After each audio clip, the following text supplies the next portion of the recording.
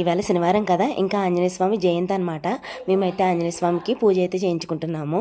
ఇంకా 7 శనివారాల మొక్కు ఉంది కదా, ఇది 5వ వారం అనమాట. ఈవినింగ్ వెళ్దాం కదా అని చెప్పి ఉదయం అయితే ఆంజనేయ స్వామికి అయితే పూజ చేయించుకుంటున్నామండి. అందుకని చెప్పి ఇంక నేనైతే 3 గంటలకే లేచాను. మొత్తం ప్రసాదాలు అవి ప్రిపేర్ చేయాలి కదా.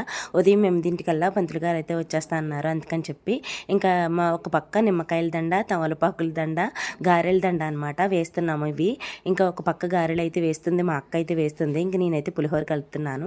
అప్పాలు, పాలకాయలు, ఇంకా ఇలా ప్రసాదాలు ఒక 5 రకాల ప్రసాదాలు అయితే ప్రిపేర్ చేసాము. అందరం కూడా కలిసి చేసుకున్నామండి. నా ఒక్కదాని వల్ల అయితే అవ్వలేదన్నమాట. ఇలా మొత్తం అందరం తలకొక చెయ్య వేసి మొత్తం ప్రసాదాలన్నీ ప్రిపేర్ చేస్తామన్నమాట. అన్నీ ఒక చోట పెట్టుకుని రెడీ అయిపోయి గుడికి అయితే వెళ్ళిపోయామండి. పంతులు గారు అయితే ముందే వచ్చేసారు, మేమే లేట్ అనమాట. పూజ అయితే చాలా బాగా జరిగింది. మా ఊరి ఆంజనేయ స్వామి అనమాట. చాలా బాగున్నారు కదా. ఇంకా ఇంటికైతే వెళ్ళిపోయాము. మిగిలిన పులిహోర ఉంటే పొట్లాలు కట్టేసి అందరికీ పంచేస్తాం. మీరైతే ప్లీజ్ వీడియోని లైక్ చేయండి.